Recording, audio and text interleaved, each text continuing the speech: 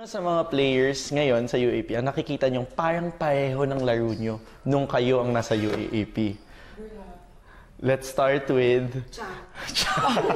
Ang ganda na pagpasa. Siguro si Cici Rondina. Kasi maliit din yung height niya. Ako maliit din yung height ko sa pagka-middle. Pero yung parang palaban niya na puso na kaya ko din maglaro ng kasing tangkad ng mas matatangkad sa akin. Yung palaban niya na yan. Tsaka yung kung paano siya mag-celebrate din sa court, di ba? Medyo may angas din yung batang yan. Kahit galon lang din yung height niya, no? So yun siguro. Sa way niya ng pag-handle ng sarili niya, na nagbe-beast mode siya and at the same time nakakapag-perform siya and provide sa team, siguro yun yung nakikita ko sa kanya na parang similar sa akin. And Gia, para sa setter naman tayo. Marami, pero yung pinaka napansin ko, kasi recently nanood ako ng UAP game, iba talaga pag nanonood ka ng live. Tapos pinapanood ko si Mafe Galanza. Hindi nga sisi. Pero okay mag-serve. Akala ko same as you.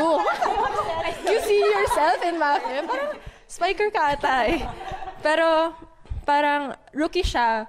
Pero yung composure niya, parang ang tagal niya nang naglalaro. Tsaka kahit nadidikitan sila ng kalaban and everything, ang tapang pa rin niya, mapaserve man, kung kahit ano man pagawin sa kanya. Tsaka alam mo kung bakit sila parehas? Poker face lang sila. Yung parang wala akong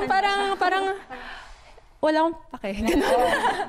Parang ganun. Pero, as in, I see na nag-iisip talaga siya, pero hindi siya natataranta. And doon ako natutuwa na rookie ka, pero sobrang tapang ng puso mo. And doon ako sobrang, wow, okay to. For me, actually kasi, nung time ko talaga, aminado naman ako, hindi ako ganun kasing galing ng mga batch ngayon.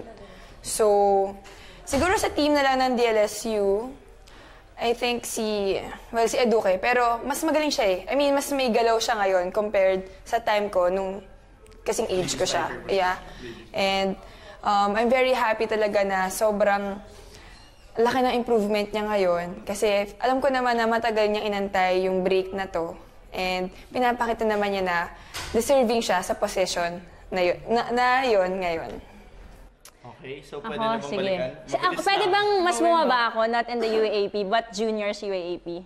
Kasi I think yung body namin, gusto mo hulaan niyo muna? Sige. Shades ba to?